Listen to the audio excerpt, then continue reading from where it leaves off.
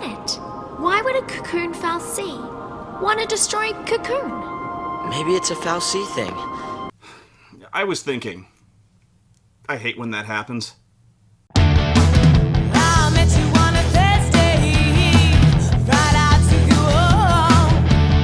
Well, Saturday I'm begging you, baby, just leave me alone. You're turning me upside down, put me to the ground when you shake me, shake me.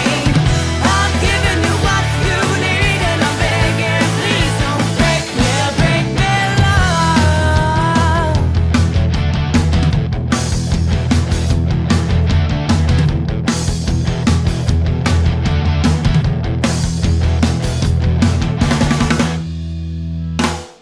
At this point in the game, all of the characters are now l'Cie, and this is actually one of the few things that is explained to us, although the game makes up for this by explaining it over and over about a zillion goddamn times. You used magic. You used the power of l'Cie. The fal'Cie cursed us. We're l'Cie now. Basically, being l'Cie means is that you've been cursed and forced to complete a focus, which means you have to do whatever the bad robot god wants you to do, or you become a robot zombie.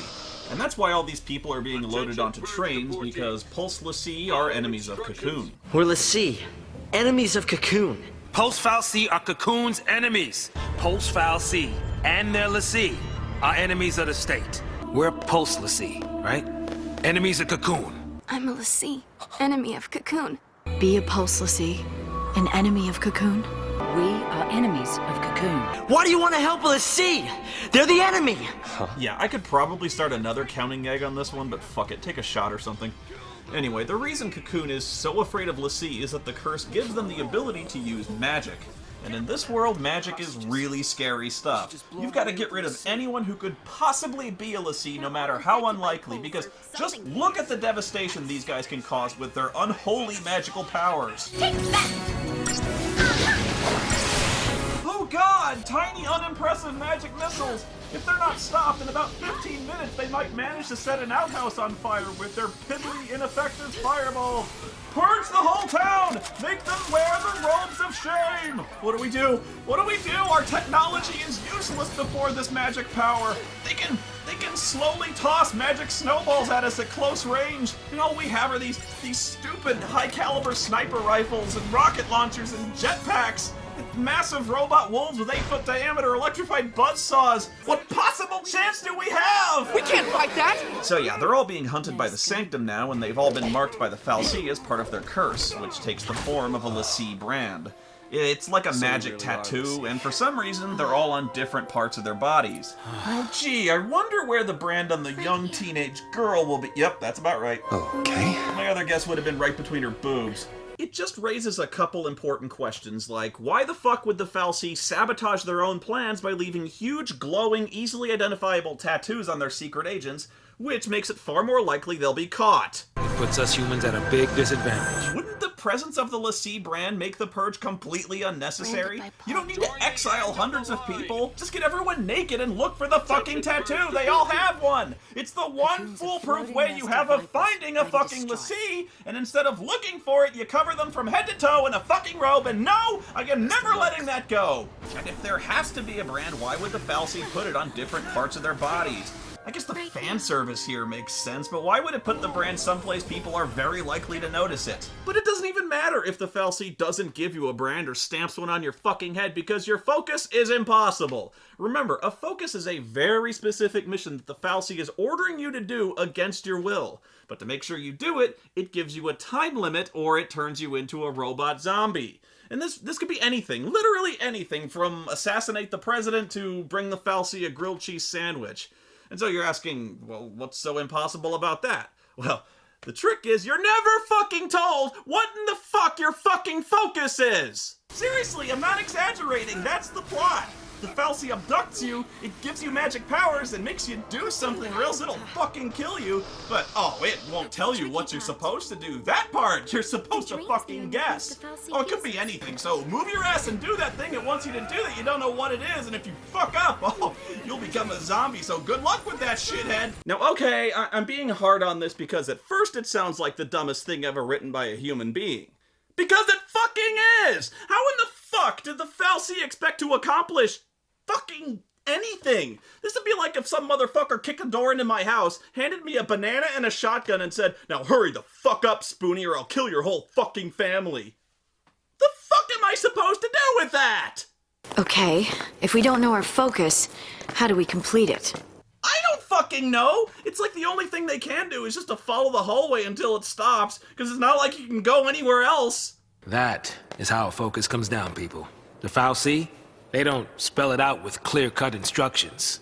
All you get is a hazy glimpse. Oh, okay, that does help. You're given a hazy mental image of a thing with absolutely no context. That works. So if I'm given a hazy mental image of, say, George Lucas, that could, honest to God, mean anything from beat George Lucas to death with a rubber chicken, or cover his car in blueberry waffles.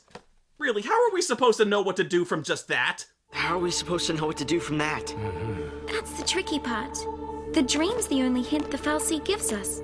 Figuring out what to do with it, that's our job. This is amazing. The shitty writing is so shitty, it actually becomes the villain of the game. What's the plot of the game? I don't know. The writer won't tell us. Not only is the player left completely adrift and helpless because the game doesn't explain a goddamn thing to us, it doesn't even explain anything to its own fucking characters. The story is so poorly told, even the characters are complaining about it. That doesn't make sense. I don't get it. It's all kind of foggy, but I saw this towering Ragnarok.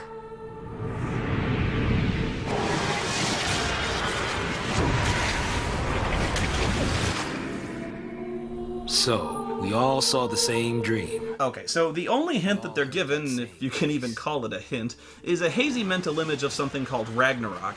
And since this can mean anything, right away they all have radically different ideas as to what it all means. We fight it! Ragnarok! That's the reason we're l'Cie. To stop it. To keep Cocoon safe. Yeah? Why don't you give us one reason to believe that? One reason. Sarah. Our focus has got to be the same. It makes sense! What the hell it does? Pulse fal'Cie are Cocoon's enemies. We just got recruited by one of them. If I were a betting man, I'd put us on the other side. And that's what I'm talking about. They get a vision of Ragnarok and, of course, immediately interpret it two completely opposite ways. They either decide to stop Ragnarok or help Ragnarok, and they don't know which one will end up destroying Cocoon. Never mind that they don't actually know what Ragnarok is, and how to stop it, or how to help it, or even where it is, or anything.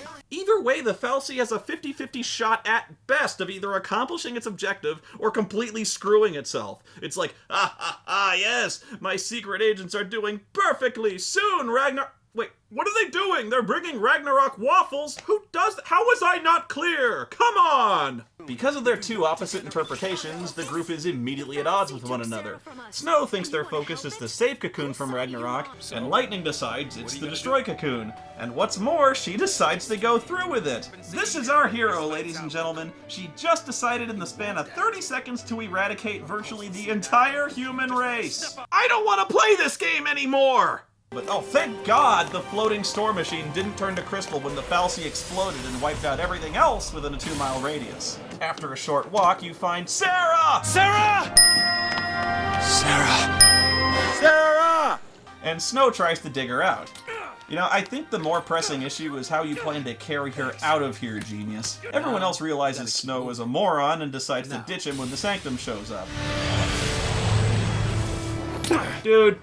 Dude, even if you manage to get this done, I really don't see how you come out of this one on top. That's when Snow gets so emotional his powers go over 9,000 and he summons these godlike spirits called Eidolons, which are basically the same summons you get in every Final Fantasy game. And Snow gets Shiva, because his name is Snow. I don't get it. First, you have to beat up the Eidolon before it'll serve you, but these fights are different from normal fights because we can't have anything be straightforward in this game now, can we? Yay, another tutorial 3 hours into the game. They all cast the Doom spell on you, so you have to beat it up enough to demonstrate your power and fill this Gestalt gate before you can trap it. And you have to do it before the Doom timer runs out and kills you. It says that attacks are not the only way to charge the gauge. Defensive rolls are effective against the Shiva sisters. Okay, so you're given this mode you can enter called Sentinel, which is exactly like tanking in an MMO, just a damage sponge. So I'm thinking, okay, I'll absorb its attacks and then switch to offense and beat it up and switch back to Sentinel. Sort of picking my shots, hit and fade. But no, it doesn't work, like at all. It just fucking kicks my ass. No! Sarah!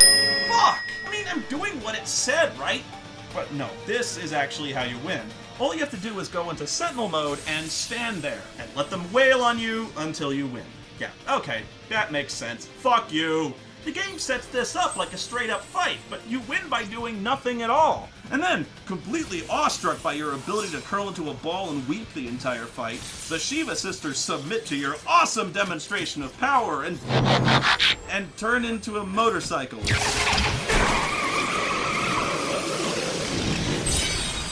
Well, of course they fucking do. And talk about predictable Final Fantasy. Shiva being two people that turn into a motorcycle. Cliche much? Snow doesn't even blink in surprise as this happens. He's got no questions or anything. He just jumps on and badass pose. Yeah, 5 stars! Man, I was awesome at standing there. Okay, I gotta know what's up with these two. Eidolons attack the Lassie whose presences they grace. Okay, yeah, gaze upon us and rejoice, for we have graced you with our presence. Now die! That's what Eidolons do. They help us. Eidolons are our salvation. Oh yeah, clearly. Like when they shredded my fucking face with a motorcycle tire at 3 zillion RPMs. That thing's here to help us? After the fight, more soldiers show up, but these ones are led by a Kiwi named Fang.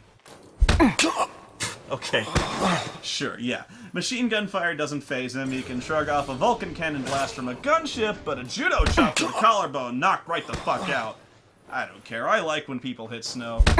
Meanwhile, everyone else steals a gunship and escapes with just about the entire sanctum hot on their heels. A sanctum fal'Cie up close and personal. So that's a fal'Cie? I thought this was a fal'Cie. Or was it this? Someone help me?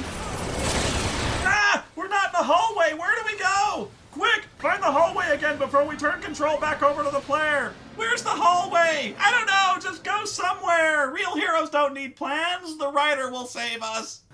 Wait, hang on. They crashed? I thought they got away! We never saw them crash. The video just faded to black. And again, how the fuck did they survive a crash in a rocket ship from 50 zillion feet in the air? And not, I remind you, wearing any kind of seat restraint whatsoever. I mean, they're not even injured in any way. It's not so much as a sprained neck. Fuck, they're not even dirty. You know, I could have sworn I was just talking about this. Again? You win and did it again.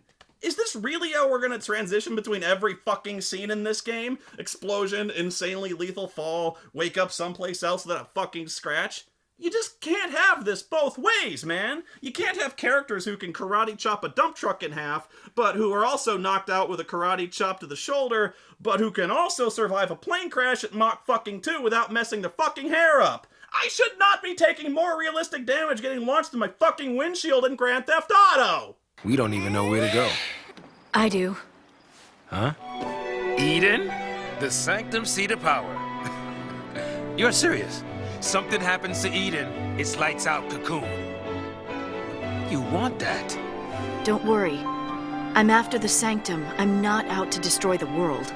Wasn't it just explained to us that wiping out the sanctum also means wiping out fuck it. And congratulations, everyone. From having watched that one scene alone, you have also watched about 10 hours of the game fly by, because from this point, they just kind of wander around, and every 20 minutes or so, they'll stop and have that exact same conversation, almost word for word, over and over and over again. Really. You gonna complete your focus? Maybe, if I knew what it was. When it comes to Pulse, who could claim to know anything? Are we supposed to... What is your focus? If we don't know our focus, how do we complete it? I probably don't want to know. Then what battles do we fight? And against who? Tell me that! I don't know yet. You don't know yet! That's right. I don't know yet. Our focus is to protect Cocoon. We don't even know where to go. You don't know yet! Not a single clue about this whole lassie mess. He's telling us our focus is to destroy Cocoon, but who knows? I don't know yet. I'd put us on the other side. That's the reason we're lassie, to keep Cocoon safe! Even then, they couldn't figure out his focus. I don't know my focus. You don't know yet! We lost our past and our focus. So what do we do now? Sarah told us. That means she must have fulfilled her focus. Sarah! Looks like I was wrong. About Sarah's focus? Does that mean that our focus is... Daisley had to be lying when he explained her focus. It might even be our focus to make sure Cocoon's... Our focus doesn't matter. Our focus doesn't matter.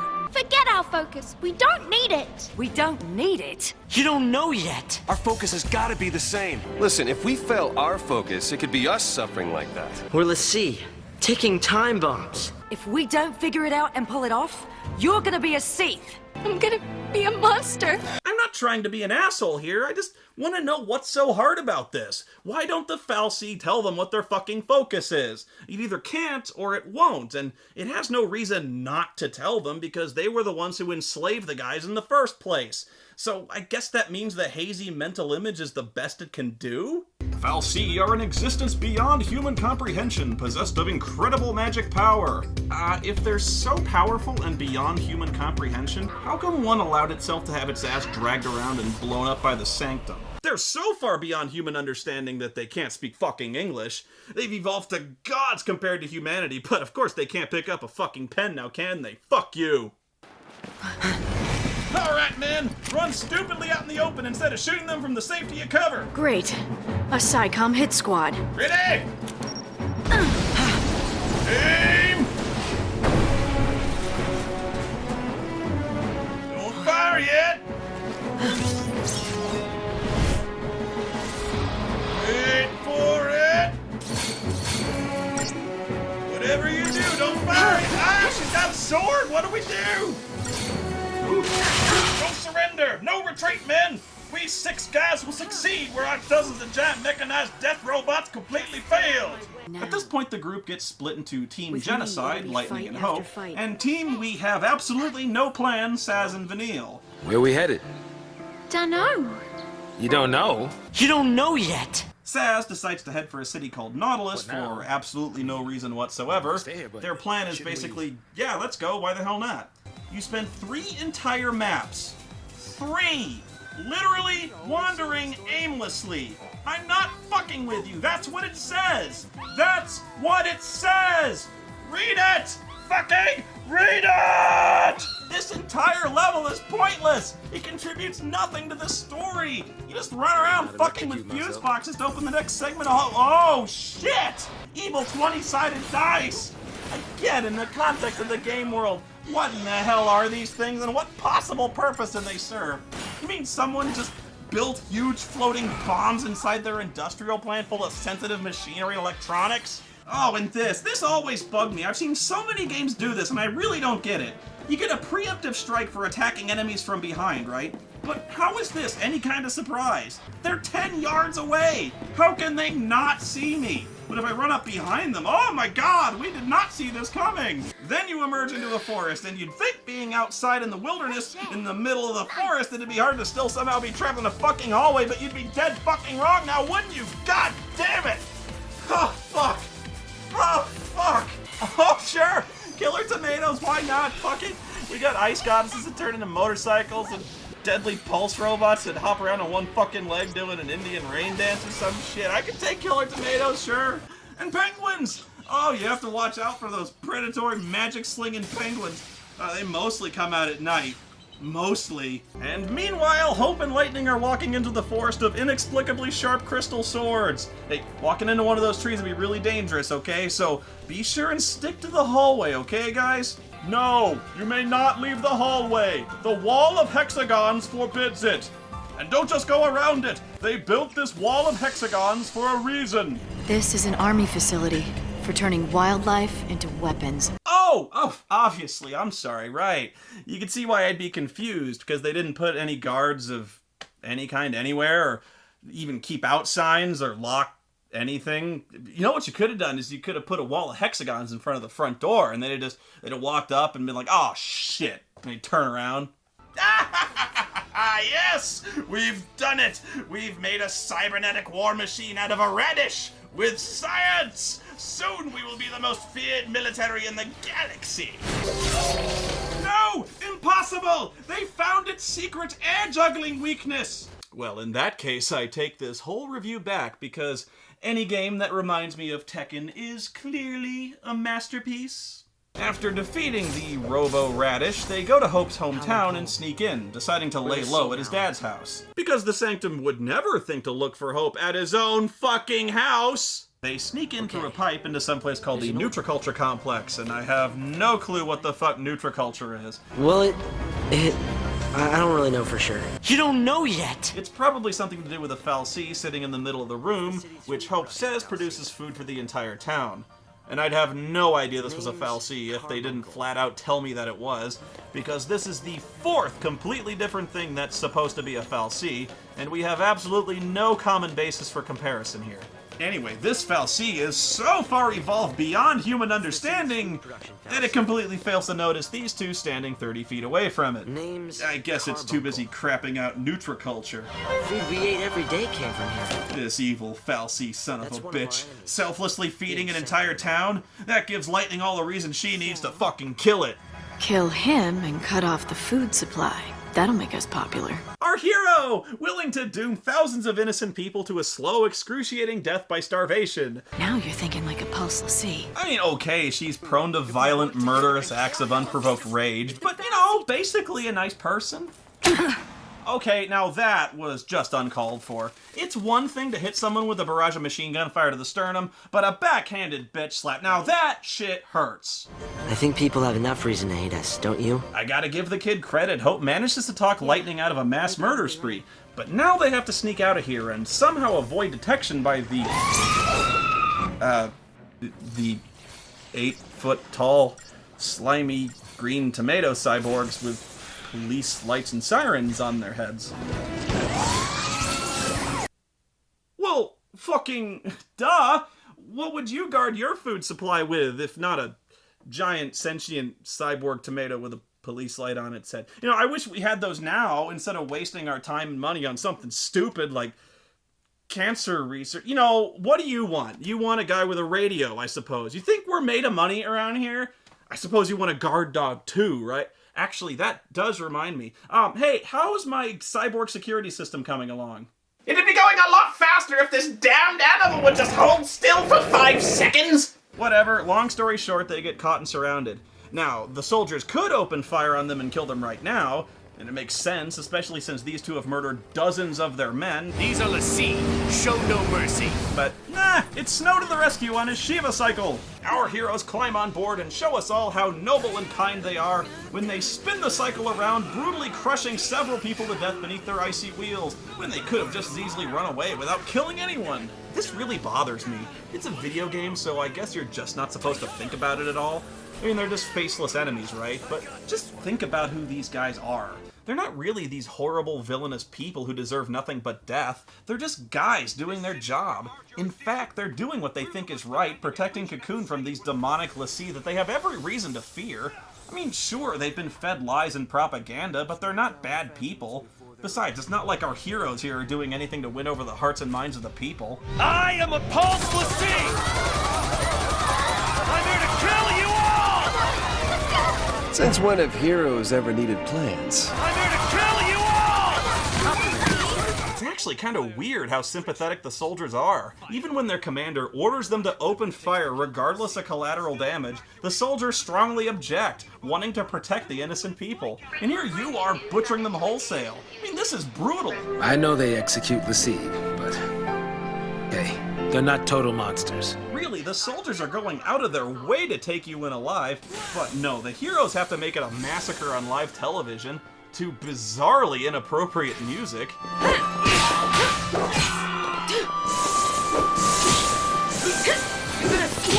People are dying, man! This is the music you're going with? Whatever. So later on, Snow and Hope managed to shake the cops and decided to just stand around in the open drinking Mountain Dew. This whole time, Hope's been planning to stab Snow in the face, but he couldn't work up the balls to do it until now. What happens when your actions end up ruining someone's life? I know!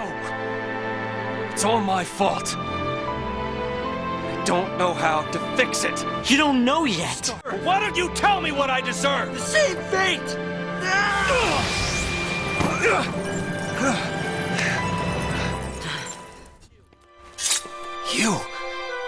You're the one she meant.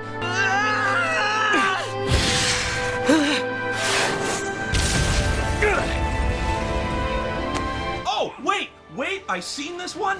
Let me guess. They get blown off a rooftop and they fall 200 feet and then they land head first and then, oh, come on, you know you want to do it. I want you to do, come on, do it, you motherfuckers. They walk off without a scratch. Come on, do it.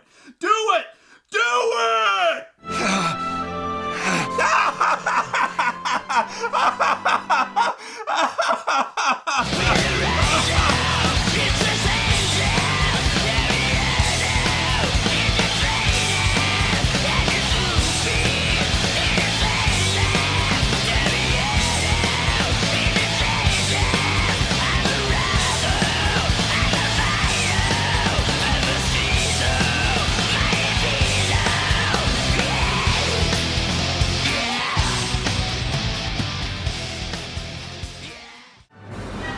Where to next, little lady? I'll let you decide.